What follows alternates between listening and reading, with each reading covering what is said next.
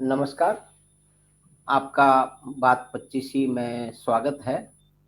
और बात 25 में जो हिंडनबर्ग की रिपोर्ट आने के बाद में मुख्य रूप से जो अडानी समूह के शेयरों में जिस तरह से कमी आई है, उनकी मार्केट कैपिटलाइजेशन नीचे चली गई है। और हिंडनबर्ग की रिपोर्ट को मुद्दा बना के भारत में बहुत सारी राजनीति भी हो रही है। 3, 4, 5 व्यू हैं उसमें। तो इन संबंधित विषयों को हिंडनबर्ग की रिपोर्ट, अडानी समूह, व्यापारियों का देश के जो है वो उसमें निर्माण में उनका जो है वो कंट्रीब्यूशन, वो किस तरह से लगातार उसको गाली देने की एक लंबी देश में परंपरा रही है।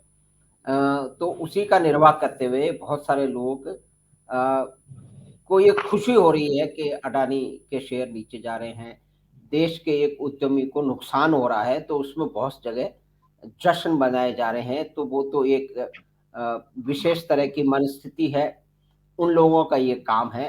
लेकिन इसके इसके जो पीछे, इसके पार्श्व में और इसके जो बहुत सारे आयाम हैं, उसके जो वित्तीय क्षेत्र के आयाम हैं और कुछ राजनीतिक भी आयाम हैं, दूसरे सोशल और किस तरह से देश के निर्माण में बड़े व्यापारियों का भी एक बड़ा योगदान किस तरह से रहता है। तो इन सभी संबंधित बातों की चर्चा करने के लिए हमारे साथ 2 विद्वान मित्र हमारे साथ हैं।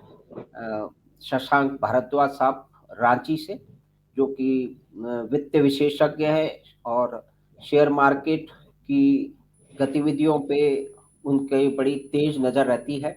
और साथ हैं डॉक्टर नीरज रावत। डॉक्टर नीरज रावत जो हैं वो जवाहरलाल विश्वविद्यालय के पूर्व छात्र रहे हैं।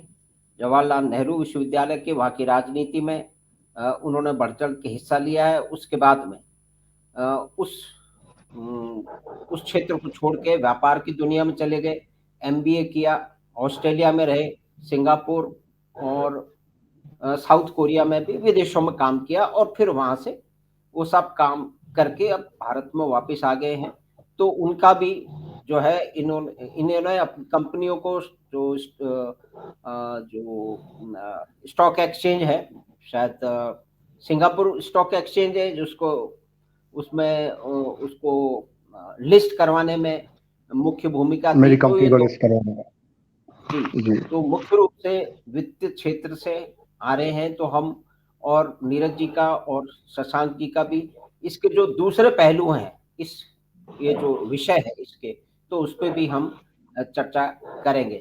तो शशांक भारद्वाज साहब, डॉक्टर नीरज रावत, आपका स्वागत है इस बातचीत में। तो ये सबसे पहले शशांक जी से ये निवेदन करते हैं कि वो ये प्रकाश डालें कि हिंडनबर्ग की रिपोर्ट क्या है, हिंडनबर्ग है क्या, इसकी जो है वो रेपुटेशन क्या है और इसने ऐसा क्यों किया, उसके कई अंदाजे भी लग रहे हैं। तो इसके बारे में शशांक भाई, आप इसकी बात की शुरुआत करें। अब हिडनबर्ग एक ऐसी संस्था अमेरिका की जो ये दावा करती है कि वो शेयरों के बारे में रिसर्च करती, कंपनियों के बारे में शोध करती, और अमेरिका में ही उस पे प्रतिबंध है कि वो किसी अमेरिकी कंपनी के बारे में कोई रिपोर्ट जारी कर ही नहीं सकती। तो इससे आप तय कर सकते हैं कि इसकी कैसी विश्वसनीयता है। कहा जाता है कि इस कंपनी में 6 व्यक्ति काम करते और इसका मुख्य उद्देश्य है किसी कंपनी के शेयर के दामों में कमी लाके उससे लाभ कमाना। यानी पहले शेयर बेच दो, फिर एक रिपोर्ट जारी कर दो और दाम मूल्य नीचे आए तो उससे लाभ कमा लो। तो ये हिडनबर्ग का कच्चा चिट्ठा है। अब भारत में हिडनबर्ग के पीछे उछलने का कारण साफ है कि ये हिडनबर्ग और अदानी के माध्यम से मोदी पे निशाना लगाना चाहते हैं। तो एक ढाल बना ली उन्होंने ऐसी। लेकिन हिडनबर्ग की विश्वसनीयता ही जब नहीं है, हिडनबर्ग को कोई मान्यता ही नहीं है, तो उसकी रिपोर्ट पे ये उछल कूद क्यों? और इसने जो भी रिपोर्ट दी है, इसमें कोई विशेष सूत्र नहीं बताए गए हैं, कोई विशेष कंपनियों के नाम नहीं है, मात्र आरोप है और वो भी एक दुर्भावना से प्रेरित होकर, और ये तो कहती है कि हम किसी कंपनी के मूल्यों में कमी लाके उससे लाभ बनाते हैं।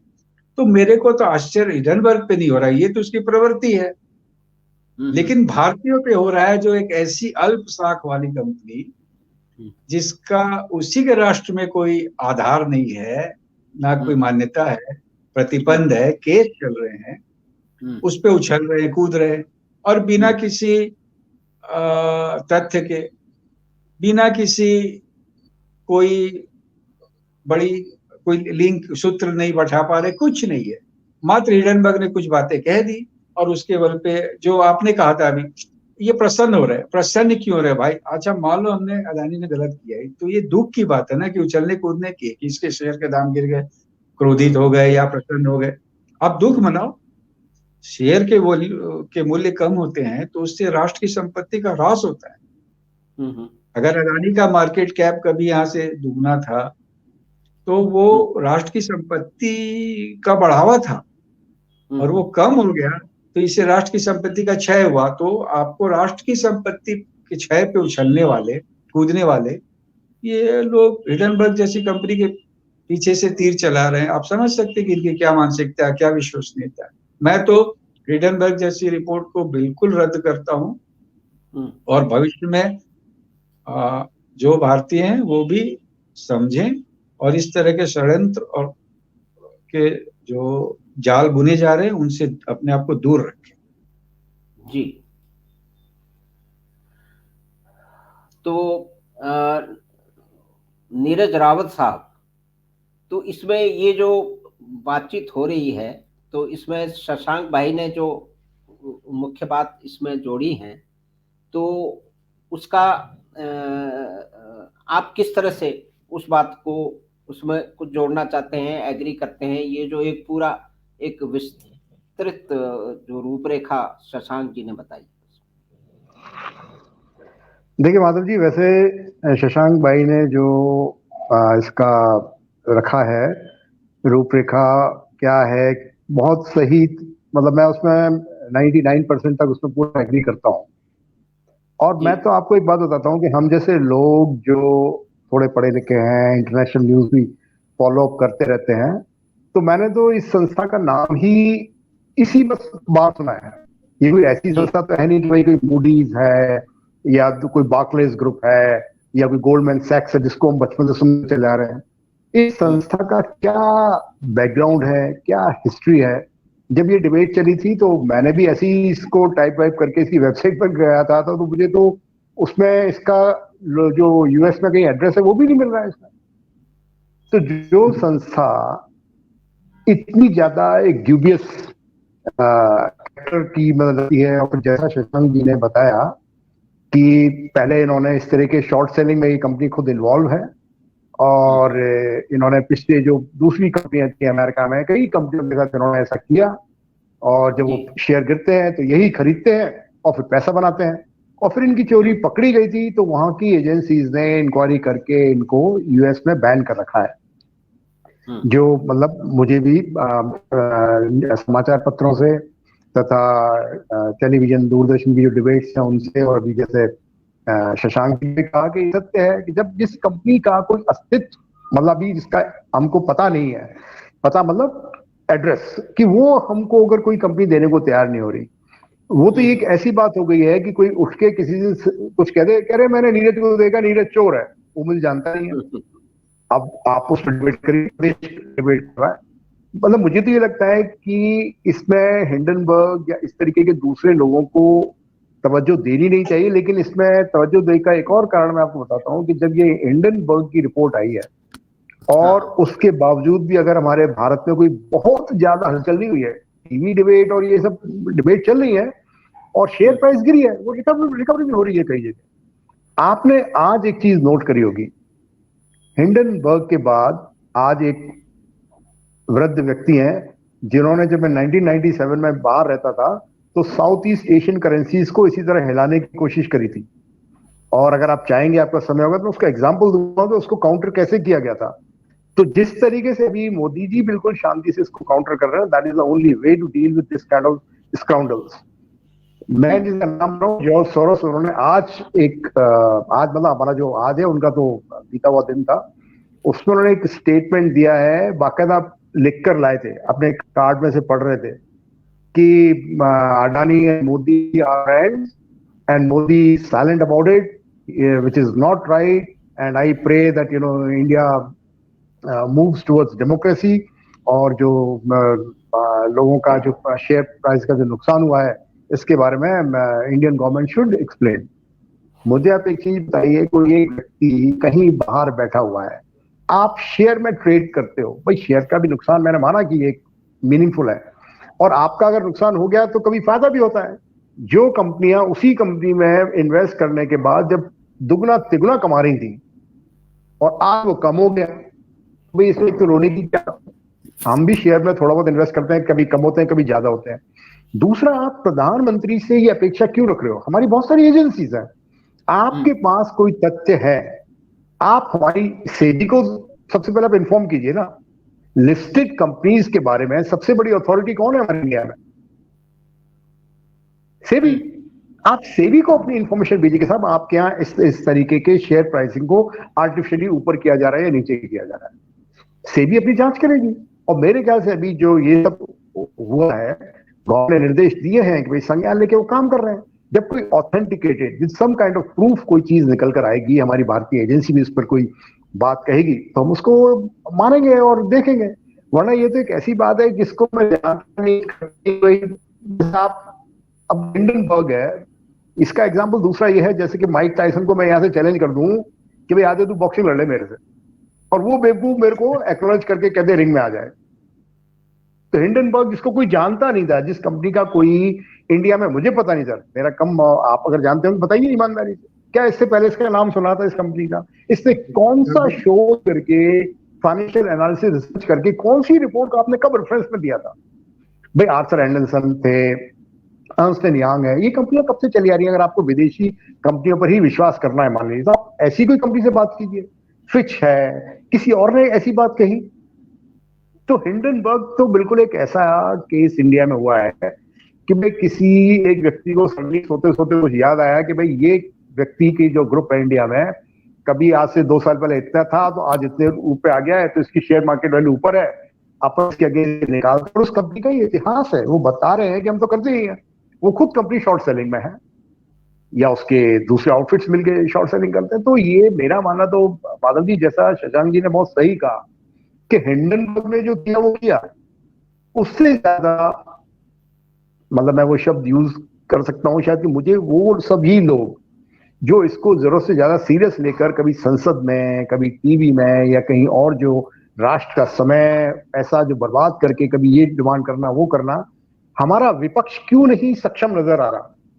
क्योंकि वो इस तरीके के छोटे ओछे बेसलेस, जिनका कोई सबूत कभी इकट्ठा नहीं हो पाता, जैसे उन्होंने कभी उससे पहले भी 2-3 और केस बनाने की कोशिश की थी, जब वो जाते हैं हमारी इंक्वायरी कमेटी में उनको कुछ मिलता नहीं है। और इसका भी यही होना है। मैं आपको बताता हूं कि अगर ये कोई, जो भी आपको मैं तो कहता हूं, अगर कोई विश्वास करता है, कोई फाइनेंशियल एक्सपर्ट है और वो भी मानता है कि नहीं यार कुछ होना चाहिए, उस होने से पहले उसका क्या प्रूफ है, जो भी आप कह रहे हो उसका आप तथ्य लाइए, उस एजेंसी का नाम दीजिए, ये चीज है, ये हमने ट्रैक किया है। क्योंकि ऐसा नहीं हो सकता ना कि सर आपको कोई इंफॉर्मेशन नहीं मिलेगी। तो मेरा मानना है यदि वो तो बोगस है, लेकिन उससे बड़े बोगस हमारे वो एक्सपर्ट्स, हमारे वो राजनेता, हमारे वो कि उनके पास कोई मेहनत करके, जनता के पास जाके झगड़ू करके सरकार के विरोध में हम कुछ नहीं कर पा रहे हैं, तो हम इस तरीके के जो बिल्कुल बेसलेस इश्यूज हैं जिनको मुछालने की कोशिश करते हैं, टीवी में डिबेट चलती रहती है। अब उससे इन शेयर होल्डर्स का टाइमिंग के लिए नुकसान हो गया है, लेकिन अगर उनके अंदर सब्र होगा, मेरा ये मानना है कि 2-3 महीने में आप देखिएगा वो सब कुछ वापस आ जाएगा, जो छोटे मोटे शेयर होल्डर्स हैं। अच्छा, जो बड़ी एजेंसीज है, FII, मान लीजिए जॉर्ज सोरोस जैसे लोग रो रहे हैं, तो साहब आप रोज रो ना हमारी तरफ से। हु केयर्स फॉर यू भाई? This is my country, we will run it the way we want, we don't need to learn it from you.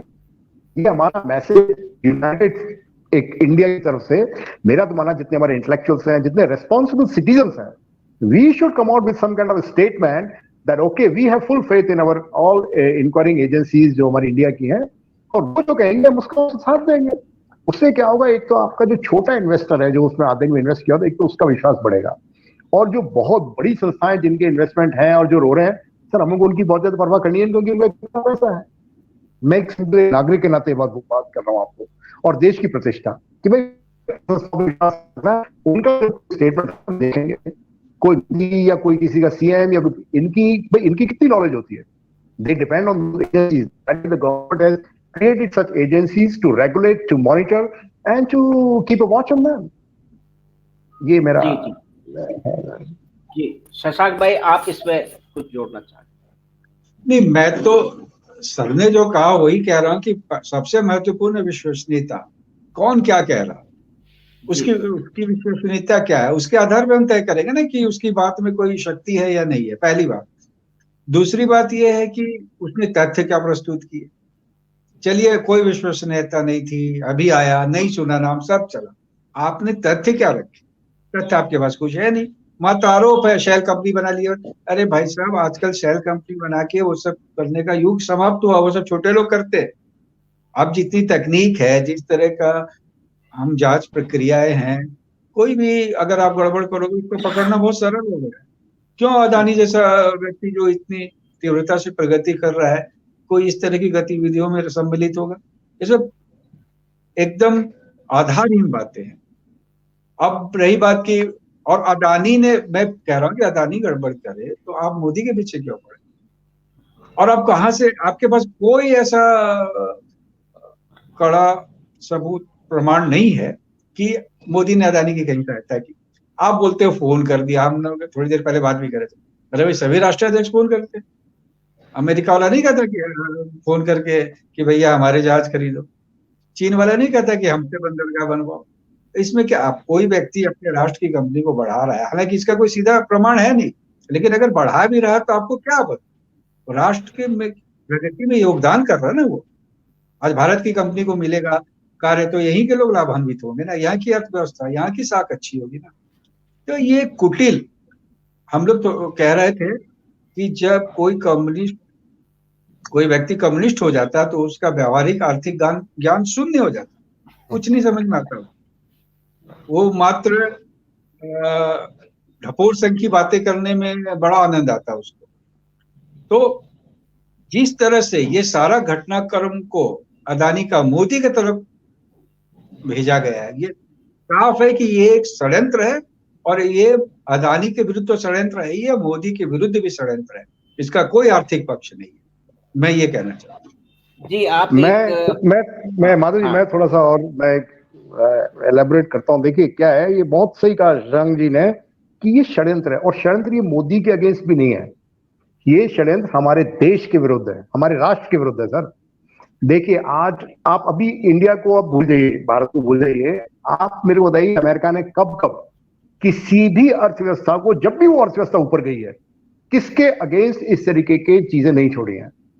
1997 का दौर आप याद कीजिए, जो south east Asia rally recovery करके ऊपर आता था और इनको इंटरनेशनल लेवल पे टक्कर दे रहे थे। उस वक्त सेम आशय ये जॉर्ज सोरोस जी को और इनके साथ कुछ और इनके बंदे थे, हांगकांग और सिंगापुर में बेस करा गया था। इन्होंने उस पूरे रीजन की करेंसीज को भयंकर रूप से तोड़ा था, और उस वक्त सबसे ज्यादा परचेजिंग किसने की थी? थाईलैंड के अंदर, इंडोनेशिया के अंदर, सिंगापुर के अंदर, इन सभी अमेरिकन इन्वेस्टर्स हैं और यूरोपियन इन्वेस्टर्स हैं। और उस वक्त आपने देखा होगा, अगर आपने इकोनॉमिक्स को बहुत क्लोजली देखें, क्योंकि मैं उस रीजन में था, महातिर मोहम्मद मलेशिया के प्रेसिडेंट होते थे। उन्होंने उस वक्त क्या किया, उस करेंसी ट्रेड को उन्होंने मलेशिया में टोटली बैन कर दिया कि भाई no dollar movement will take place. तो भाई बड़ी क्रिटिसिज्म हुआ और बड़ा प्रेशर बिल्डअप हुआ इंटरनेशनल न्यूज में, स्टेट टाइम्स और टाइम्स, अगर उन दिनों के अखबार पढ़ोगे तो बड़ा महातिर को गाली दिया गया। तो महातिर साहब थोड़े मतलब थे जिस तरह का ये मोदी का शासन, तो वो भी अपना किसी चीज में बिलीव करते थे। तो उन्होंने एक प्रेस कॉन्फ्रेंस करके उन्होंने बताया लोगों की, भाई देखिए जिसका भी पैसा मैंने ब्लॉक किया हुआ है, जिसको डर है कि मेरा पैसे का क्या होगा, बोला आई गारंटी यू, जिसका डॉलर मैंने ब्लॉक किया है, जिसका रिंगिट जहां पे है, वो उसको एक समय के बाद वापस मिलेगा। तो उन्होंने कहा कब तक? 1 महीने, 2 महीने, 3 महीने। बोला सर जब तक, बोले ये आपके 4 जो गुंडे यहाँ के आपने बैठा दिए हैं सिंगापुर और हांगकांग में, जब ये चले जाएंगे आपका सारा मूवमेंट ठीक हो जाएगा। तो आप देखिए उस वक्त रिजल्ट क्या हुआ। अगर इंटरनेशनल कम्युनिटी और भारत के जो थोड़े बहुत लोग आपका इसको देख के समझना चाहते हैं और हमको अपने राष्ट्र के विरुद्ध बोलने से पहले इंटरनेशनल फोरम पे बहुत ध्यान रखना चाहिए। उसका रिजल्ट क्या हुआ? सिंगापुर डॉलर जैसा पावरफुल करेंसी टूटी थी, इंडोनेशियन रुपये का तो बिल्कुल मतलब इन्होंने खत्म ही कर दिया था। और सारी प्रॉपर्टी जितनी जकार्ता, बाली, जो भी प्राइम प्रॉपर्टीज थी वेस्टर्न के हाथ में। थाईलैंड, पूरा कार मैन्युफैक्चरिंग उस वक्त थाईलैंड में थी, टोयोटा जैसी कंपनी किसके हाथ में आ गई थी? ये वो जैपनीज जो बचा के जितनी भी लोकल जितने थाई बंदे थे अमेरिका से खरीदा ली। Malaysia was the only country where ringgit remain 3.99 only during that 6 months. उसने होल्ड अप किया। जैसे ही वो सारा स्टेबिलिटी खत्म हुई, ये लोग फिर सब चीजों को खरीद के उसको नॉर्मल चाहते ही हैं, क्योंकि बाद में ये भी चाहते हैं जो करेंसी खरीदे उनकी कीमत बढ़े। मलेशिया ने सारा मूवमेंट कर दिया। बोल लीजिए सबका सब सारे इन्वेस्टर्स। कृत्रिम रूप से तो आप ऐसा कर ही नहीं सकते। जो आप कह रहे थे, थोड़ी समय अवधि के लिए आप उथल पुथल मचा सकते हैं।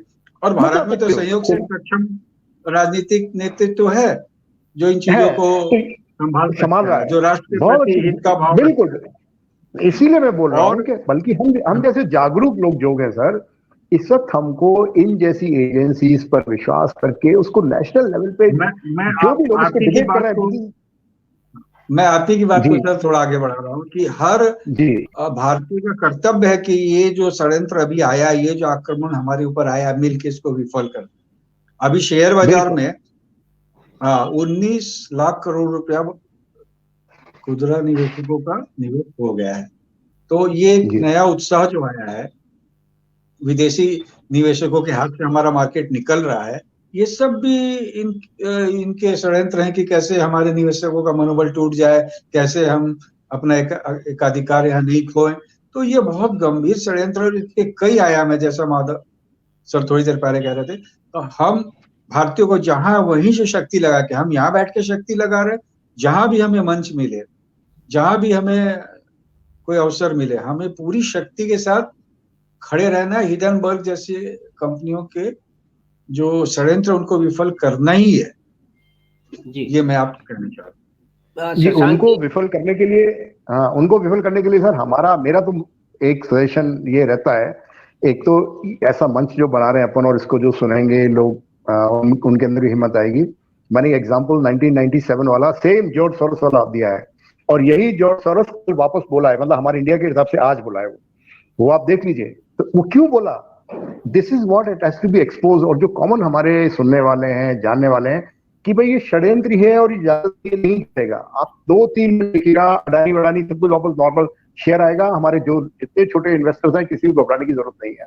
और हमको, मैं तो पढ़े लिखे अपने जो विरोधी दल के नेता उनसे कहूंगा कि आप ये राष्ट्र विरोधी हरकतें ना करें, क्योंकि आपको, हम सब चाहते हैं कि विरोध जो हमारा विपक्ष है वो सक्षम हो, लेकिन आप सक्षम बातें भी करें।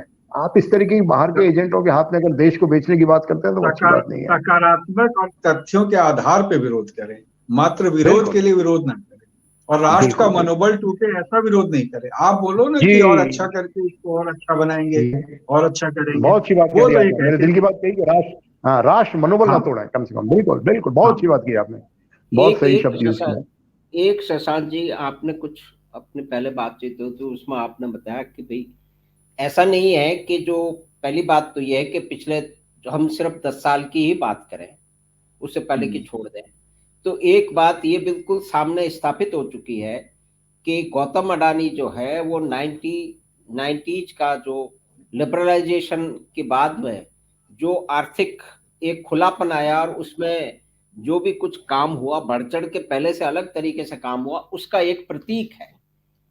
ये फर्स्ट जनरेशन एंटरप्रेन्योर है, जो कि इस छोटे से जो आदमी कुछ 100 रुपए लेके बंबई गया था और वो आज उसका इतना बड़ा एंटरप्राइज चल रहा है। सर मैं बीच में बोलूंगा, इसी क्रम में मैं बोलूंगा, वैल्यूएशन और दूसरी कंपनियों का भी हुआ है, वो आप कुछ बता रहे। हाँ, जैसे हम अडानी की आलोचना, पहला तो धन कमाने व्यक्ति की आलोचना क्यों? हर व्यक्ति स्वयं धनी होना चाहता, दूसरा धन कमाए तो इसकी आलोचना करता। कोई गलत तरीके से धन कमाए, तुम ये बोलो इसने गलत तरीके से धन कमाया, धनी हो गया, इसको लेके क्यों चिंतित? अब देखिए, नारायण मूर्ति ने तो कहते हैं कि 2-4-5 हजार रुपए में कंपनी प्रारंभ की थी इन्फोसिस, और कहाँ की कहाँ चली गई। उसकी आलोचना आप नहीं करते हो। अदानी पैसा कमा लिया तो आप बड़े दुखी हो गए। हम लोगों ने अभी कुछ आंकड़े निकाले थे, HDFC बैंक ये 10-15 साल पहले 84 रुपीज एडजस्टेड वैल्यू पे था और आज 1600-1700 रुपया भाव है। तो जो अच्छा करेगा, जो अच्छे बिजनेस करेगा, अच्छे साधन जुटाएगा, व्यापारिक अवसरों को देखेगा, उनमें निवेश करेगा और अच्छे से उसको क्रियान्वयन करेगा तो उसका विकास होगा ही। इसमें क्या आपत्ति? धन कमाना कोई अपराध थोड़ी है। ये बहुत गलत अवधारणाएं बनाई जा रही है भारत में, ये दुष्ट कम्युनिस्टों के द्वारा। मैं सीधे शब्दों में कहता हूं कि धन कमाने को इन्होंने एक अपराध बना दिया है। ये सब अवधारणाओं को तोड़ना होगा, हमें पूरी प्रखरता के साथ, तथ्यों के साथ इनको बताना होगा। अब ये लोग चिल्ला रहे हैं कि LIC डूब जाएगा, स्टेट बैंक डूब जाएगा। अरे LIC का 9.5 लाख करोड़ का टोटल पोर्टफोलियो, उसमें 30,000 करोड़ रुपया का निवेश मात्र अदानी ग्रुप, मात्र 30,000 करोड़। उसमें भी अभी भी लाभ में, इतने मूल्य कम होने के बाद भी लाभ में, पहला तथ्य। दूसरा तथ्य, ITC में LIC का निवेश 75,000 करोड़ रुपया, यानी अदानी से 2.5 गुना। तब कोई नहीं बोल रहा कि क्यों ITC में लगा दिया जी, वो सिगरेट बनाती है, क्या है उसमें। भाई बहुत बिजनेस है, धन आ रहा है। शेयर बाजार में निर्णय कंपनी के भविष्य की योजनाओं पे, उसके क्या भी लाभदायकता है, कैसे उसका परफॉर्मेंस वाला, किन किन क्षेत्रों में वो कार्य करे। अब अडानी का मार्केट कैप 1,92,000 करोड़ रुपया और TCS का मार्केट कैप 15 लाख करोड़ रुपए, सॉरी 12 लाख करोड़ रुपया। तो तब ये कोई नहीं बोल रहा है कि TCS क्यों 6 गुना बड़ी कंपनी है अदानी से। है, अच्छा काम कर रही होगी और बड़ी बनेगी, बड़ी बनेगी। और कॉर्पोरेट आते, हमको भारतीयों को ये भी समझाना होगा कि कॉर्पोरेट आने से ही आपका जीवन स्तर अच्छा हुआ है। आप समाजवादियों को भी कह सकते हैं कि जितना धन का वितरण शेयर बाजार ने किया, किसी दूसरी समाजवादी व्यवस्था ने नहीं किया। अब मुकेश अंबानी, ये महत्वपूर्ण बात है शशांक भाई, इसको जरा और आप विस्तार दीजिए। हाँ बता रहा हूँ, मुकेश अंबानी की कंपनी ने 15 लाख करोड़ रुपया का मार्केट कैप बना लिया, तो उसमें 50% शेयर ही मुकेश अंबानी के पास है, 50% तो आम भारतीयों के पास है। तो उनके लिए धन का निर्माण हुआ। और मैं बताता हूँ, वेतन के मद में प्रति माह ये बड़ी बड़ी कंपनियां जितना व्यय करती हैं, आप 1 साल का उनका वेतन का भुगतान निकाल दो, उनकी जितनी संपत्ति है ना, उससे अधिक वेतन बांटती है। आज जो ऊंचा वेतन मिल रहा है, अच्छे अवसर मिल रहे हैं, अच्छा जीवन स्तर हुआ है, ये सब किससे हुआ? कॉर्पोरेट आने से। जितना कॉर्पोरेट आएगा, बढ़ेगा, उतना अच्छा आपको जीविका के अवसर मिलेंगे, उतनी अच्छी आपकी लाइफ स्टाइल होगी। हमको जो जन सामान्य, उनको बताना कि कॉर्पोरेट आपके सबसे बड़े मित्र हैं और आपके धनी और सुखमय जीवन के वाहक हैं। पूंजीपति को मात्र गाली दे देने से, अपशब्द बोल देने से आपका ध्येय पूरा नहीं हुआ, ये आपके विरुद्ध षड्यंत्र है। जी गौतम अंबानी, अदानी को क्या है, अभी भी एग्जैक्टली, बिल्कुल सही कहा, व्यक्ति है। मुकेश अंबानी को क्या है, वो भी अभी 10 लाख करोड़ के, 8 लाख करोड़ के व्यक्ति है। उनका क्या जाएगा? और जो पैसा वाला होता है ना, उसके लिए जीवन के सारे साधन जुटाना बहुत सरल है। वो एकदम उबड़ खाबड़ सड़क पे भी बहुत महंगी 1 करोड़ की गाड़ी में घूमेगा, उसको नहीं अंतर लगेगा। गर्मी पड़ेगी तो एयर कंडीशन लगा लेगा। लेकिन जो जन सामान्य है, उसको सुविधाएं अगर जुटानी होगी तो उसको अच्छे कॉर्पोरेट की आवश्यकता पड़ेगी। या तो अपना व्यापार करे या अच्छा कॉर्पोरेट करे। तो व्यापार भी तभी चलेगा ना जब कॉर्पोरेट के माध्यम से आपको व्यापार करने के लिए सुविधाएं मिलेगी। एक भी वस्तु जो उसके आसपास पड़ी है, सब कॉर्पोरेट बनाता है और आलोचना कॉर्पोरेट की करते हैं, यहाँ पैसे घुट्टी पिलाते। तो मेरा तो माधव सर और आपसे विनम्र अनुरोध है कि कॉर्पोरेट को लेके ये जो भ्रामक छवि बनाई गई है, इसके विरुद्ध भी हम बात करें। जी उन्हीं से पूछे कि तुम कितने रुपए माह में कार्य करते थे और आज तुम्हारा बेटा कितने रुपए माह में कार्य करता है योग्य बन। और आयोग को काम में कोई नहीं रखता। क्या कोई कम्युनिस्ट किसी आयोग को अपने घरेलू सेवक भी रखेगा? क्या नहीं रखेगा। उसको एकदम साफ करने वाला कुशल प्रवीण व्यक्ति चाहिए या आया चाहिए। लेकिन अयोग्य व्यक्तियों को बढ़ावा देने के लिए उसके पास 100 तर्क है। ये झूठे, घटिया, विफल तर्कों का समूह है ये, कुंठित। और ये सब मिलके देश में जो एक नई प्रेरणा आ रही थी, नया एक वातावरण बन रहा था कि हम सब एक समृद्ध विकसित अच्छे राष्ट्र की तरफ बढ़ सकते हैं, उसके विरुद्ध षड्यंत्र है। नहीं षड्यंत्र तो आप हमको बता दो कि भैया ये शेल कंपनी है, इसने इतना पैसा लगाया, इस पैसा किया, हवा में तीर मत चलाओ। हाँ, ये बात मानी। एक मिनट मैं और लूंगा, बड़ा इंपॉर्टेंट तथ्य है बात करते करते शशांक जी से। देखिए, राष्ट्र हित की अगर हम बात करें और हम उद्योगपतियों का चरित्र देखें, तो मैं आपको अभी रिसेंटली जो हो रहा है, और आपके जो सुनने वाले हैं या आप दोनों को मैं ये बिल्कुल दिमाग में लाऊंगा कि देखिए कैसे पता चलता है। अडानी जी की, जैसे अभी शशांक भाई ने कहा कि भाई ये तो शेयर में काफी इन्वॉल्व रहते हैं, कि लगभग 50% उनकी वैल्यू मतलब ऑफ हो गई है शेयर मार्केट में। कहने मतलब वो नुकसान हो गया। तो अडानी ग्रुप के यहां से कितनी कंपनियां बंद हुई या कितनी जगह से उन्होंने आदमी फायर किए, जरा ये डाटा भी निकाला जाए। दूसरा, ट्विटर को आपने देखा जो थोड़ा सा हुआ है इंडिया में, उसका क्या हुआ, सारे ऑफिस बंद करके सिर्फ बैंगलोर में चालू रहेगा, वो ये अनाउंसमेंट आ गया, फायर कर रहे हैं। जब फेसबुक को थोड़ा सा नुकसान हुआ था, फॉलोअर ग्लोबली उसे कितने फायर किए थे।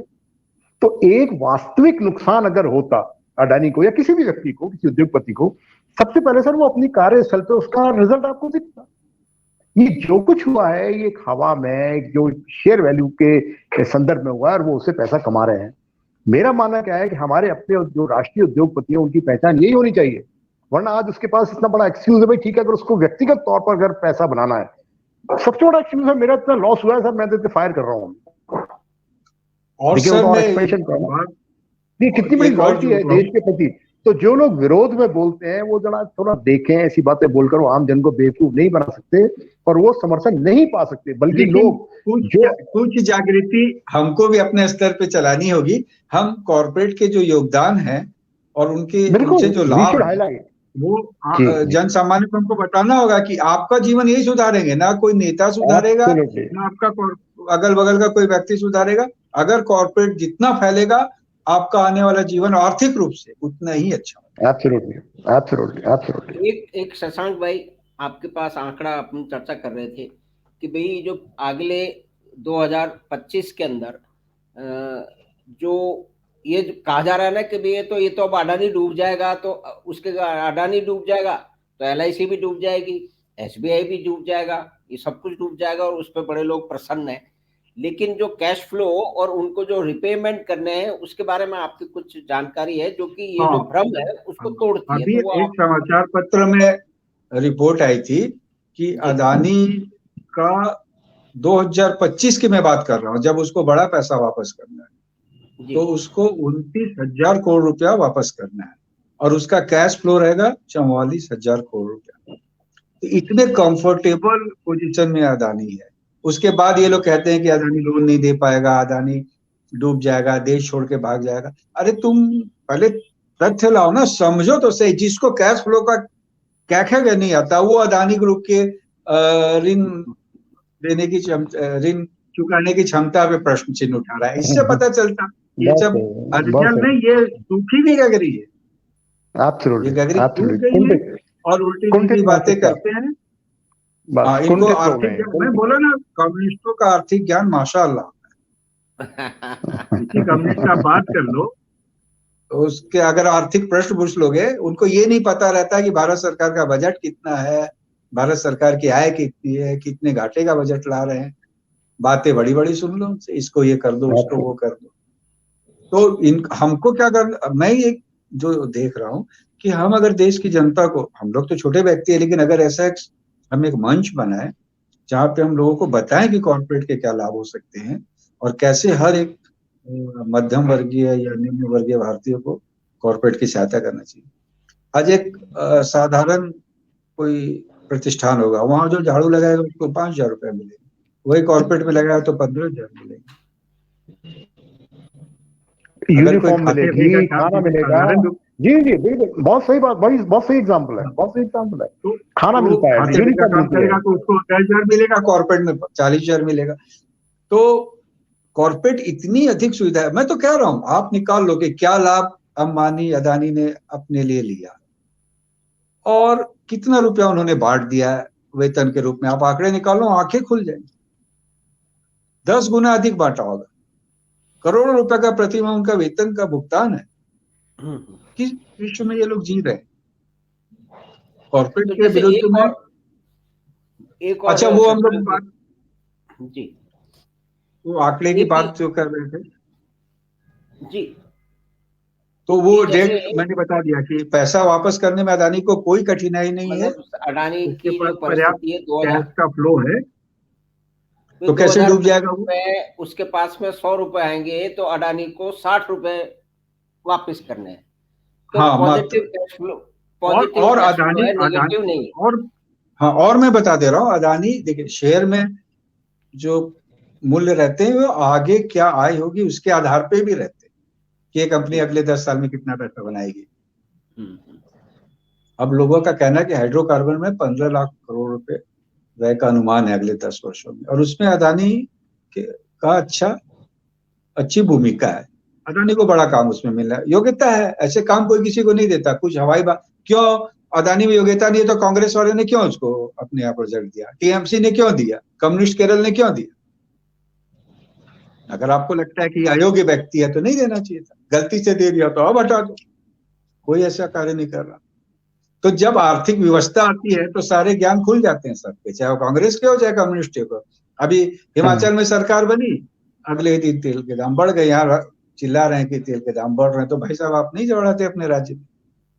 राजस्थान में सबसे महंगा पेट्रोल मिलता है। कहने का आशय ये कि आर्थिक व्यवस्थाओं को आप अधिक दिन दरकिनार नहीं कर सकते, उनको आप हटा नहीं सकते। जब आपको सामना करना पड़ता है तो आपको उसके अनुरूप निर्णय लेते। तो मैं और भी अभियान चलाता हूँ, ये थोड़ा विषयांतर भी हो सकता है कि भाई साहब अगर तेल का दाम 10 रुपया बढ़ता तो एक सामान्य व्यक्ति को महीने में कितना गंता, अगर वो 10 लीटर 20 लीटर से ज्यादा तेल नहीं लगा सकता आज के वाहन। एक बाइक, जो एक कार वाले को तो बोलने का अधिकार ही नहीं है, वो तो जब कार रख सकता तो सब्सिडी में तेल क्यों लेगा? लेकिन एक बाइक वाला 10 लीटर 20 लीटर से अधिक तेल नहीं लगा। 10 रुपया बढ़ गया तो 200-400 रुपया महीने का उस पर अंतर। लेकिन बात इतनी बड़ी कर देंगे बढ़ा के। तो मैं यहाँ इसलिए रख रहा हूँ कि मैं चाहता हूँ सर भी समर्थ हैं, एक ऐसा फोरम भी बने जो आर्थिक आंकड़ों को, आर्थिक बातों को सही परिप्रेक्ष्य में जन सामान्य के सामने रख सके, ताकि वो इन जालों से निकल के अपनी आर्थिक, सामाजिक और भौतिक प्रगति के लिए कुछ कर सके, उनके लिए मार्ग बन सके। ये भी हमको सोचना चाहिए। जी, अभी नीरज जी ने जॉर्ज सोरोस का जो है ना नाम लिया, तो एक छोटा सा ये बताएं ताकि सुनने वालों को पता लगे कि ये महाशय है क्या, थोड़ा उसमें संक्षेप में। और दूसरी बात यह है कि कुछ एक तरह के लोग हैं जो कि कह रहे हैं कि भाई ये अडानी पे हमला, देश पे हमला कैसे नहीं है।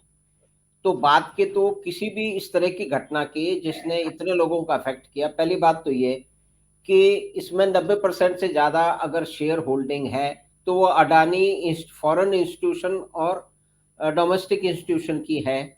तो उसके अंदर नुकसान भी सबसे बड़ा अगर हुआ है मार्केट कैपिटलाइजेशन जो है उसको कम होने से, तो इन्हीं लोगों को हुआ है।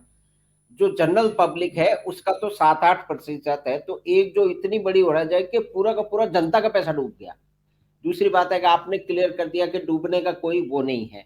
तो एक जो दूसरा एक पॉलिटिकल और जो कि डिफेंस का मैटर है कि हिंदुस्तान अब बहुत सारे 100 मतलब लाख करोड़ से ज्यादा के भी जो डिफेंस इक्विपमेंट वो भारत में बना रहा है, जो पहले से एक ब्रेक अवे है, पहले ही नहीं हो रहा था।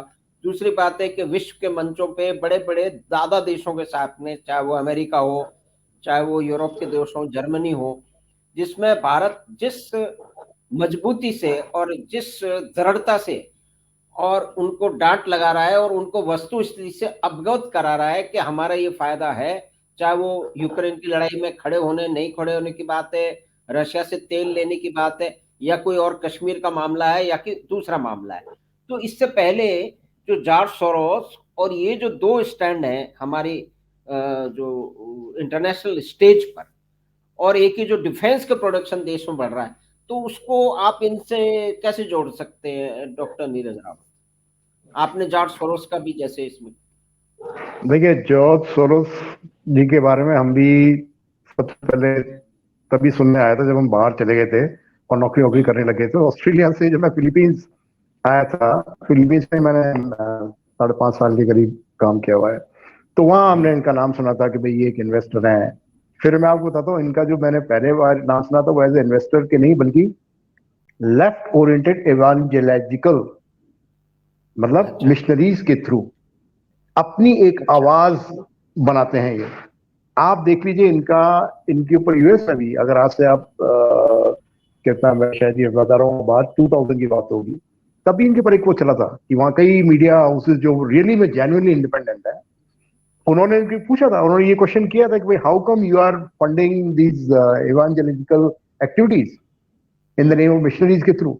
तो यही हुआ था कि लेफ्ट ओरिएंटेड जो लोग अपने आप को लेफ्ट आइडियोलॉजी के थ्रू बेसिकली वो क्या चलाते हैं, वो अपना एजेंडा आगे बढ़ाते हैं। और मैं इसीलिए बोल रहा हूं कि ये ना तो अडानी पे अटैक है, ना मोदी जी पे अटैक है, ये अटैक है भारत का बढ़ता हुआ स्वाभिमान, या जो आम जनता के अंदर भी जो गर्व आया है उसका। मैं आपको एक और खाली गर्व झूठा नहीं है, ये विद सब्सटेंस है उसका। मैं आपको एक एग्जांपल बताता हूँ। शशांक जी शायद मुझसे ज्यादा शेयर से पहले देखते हैं, मैं तो शेयर को थोड़ा सा ऑब्जर्व करने लगा हूँ पिछले 1 साल से।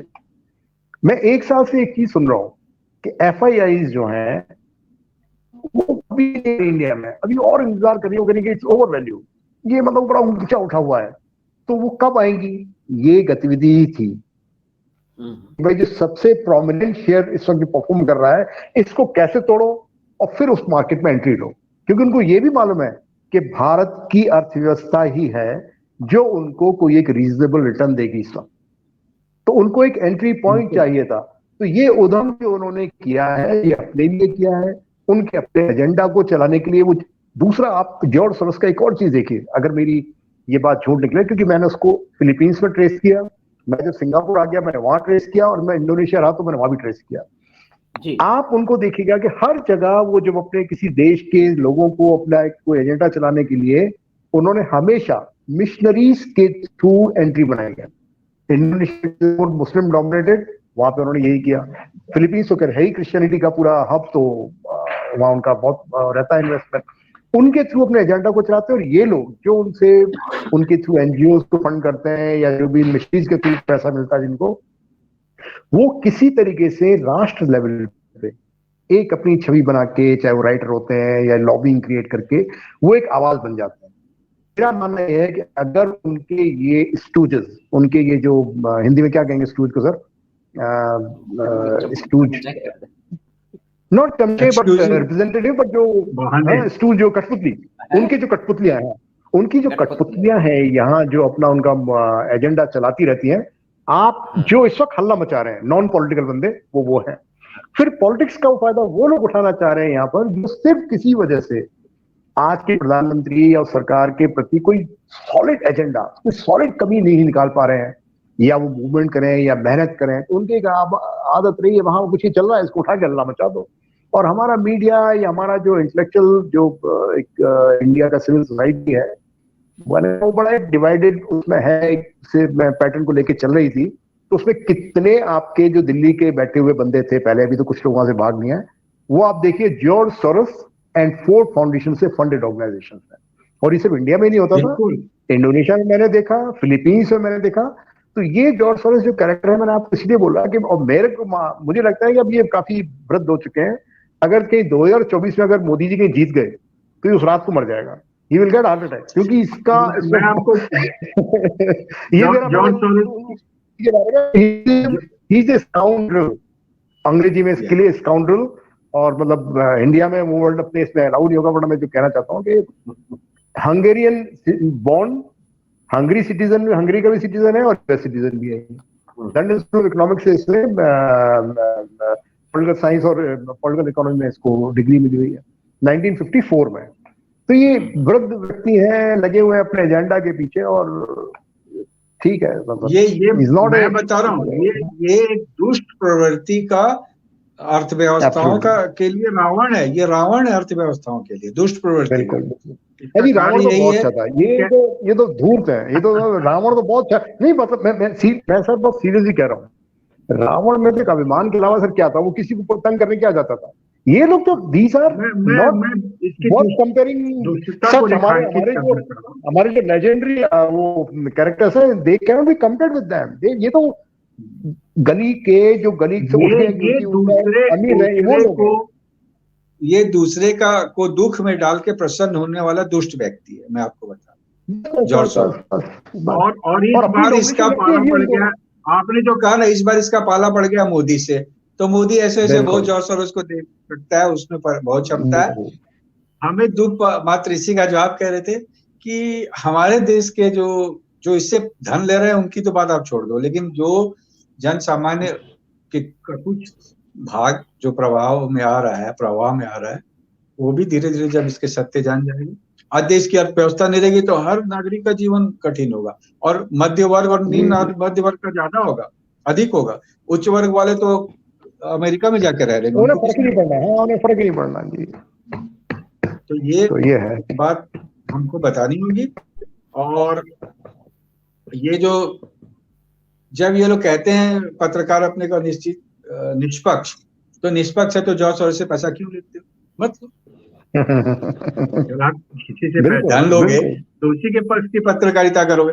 और मैं तो जानता हूँ ये कुछ एक आर्थिक पत्रकारों को छोड़ के, ये जो मूर्धन्य पत्रकार अपने को कहते हैं ना, इनका भी आर्थिक ज्ञान शून्य है। मैं इनको चुनौती देता हूँ, चाहे वो रवीश कुमार हो और चाहे राजदीप सरदेसाई हो, चाहे पूर्णी प्रसून वाजपेयी हो, और ये छोटपुटिया लोग जो घूमते रहते हैं, आर्थिक ज्ञान के नाम पे शून्य है।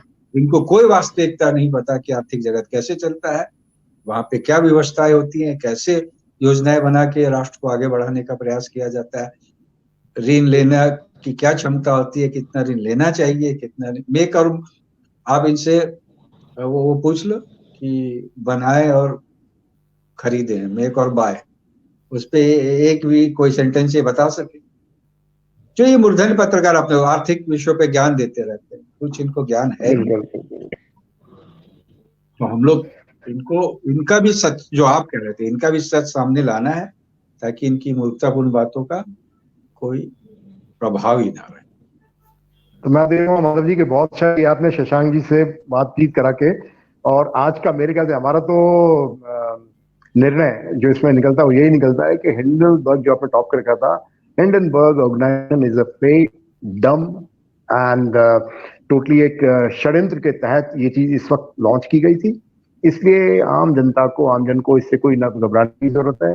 और विपक्ष के नेताओं को हम ये संदेश देना चाहते हैं कि आप इस तरीके की करतूतें ना करिए कि बिना तथ्य के आप जो चीजें नेशनल लेवल पे उठा के टाइम वेस्ट करते हो, जनता को कंफ्यूज करते हो। जनता बहुत समझदार है, समझदार हो चुकी है, बल्कि आपसे नाराज हो जाती है। आप कुछ अच्छे मेहनत करके तथ्य के साथ कोई जेन्युइन चीज लाइए। आपको राजनीतिक लड़ाई लड़नी है तो मोदी से राजनीतिक मोर्चे पे लड़िए ना, किसने रोका है? पर आप भारत की आर्थिक हानि करके आप भारतीय का जीवन दुभर बना के क्या प्राप्त करना चाहते हैं? हमें तो कहना चाहिए कि आम भारतीयों को कि आपके सबसे बड़े शत्रु ये है। जी तो माधव जी कंक्लूड करिए। जी आप दोनों महानुभावों का, विद्वानों का, शशांक जी और डॉक्टर नीरजा, तो आपका धन्यवाद कि आपने ये जो एक मसला चल रहा है, ये जो विषय जो आज लगातार हर पार्लियामेंट से लेकर के चाय की थड़ी पे भी पहुंच गया है, तो उसमें जो 2-3 जो मुख्य बातें हैं और उसमें तथ्यों के आधार पे इस पर प्रकाश डाला, तो उससे जो है उसको समझने में हमें सहायता मिली है। तो आप दोनों महानुभावों का, विद्वानों का जो है वो आपका धन्यवाद। तो इस विषय में या कि दूसरे विषय में हम लोग बार बार इसमें जब भी मौका मिलेगा और सब लोगों को समय होगा तो उसके लिए बातचीत करते रहेंगे। तो आपका बहुत बहुत धन्यवाद। धन्यवाद धन्यवाद धन्यवाद। तो आपने ये चर्चा सुनी बात 25 पे हिंडनबर्ग और अडानी के विषय में। तो उसमें 2 विद्वानों ने हमें कई सारे बताए, तो उसके प्रकाश में इन चीज़ों को देखा जा सकता है। तो हमें आशा है कि आपको कार्यक्रम पसंद आया होगा। तो आप बात 25 को लाइक करें, सब्सक्राइब करें और कोई कमेंट भी उसमें, जो कोई टिप्पणी भी करना चाहते हैं वो करें। धन्यवाद, नमस्कार।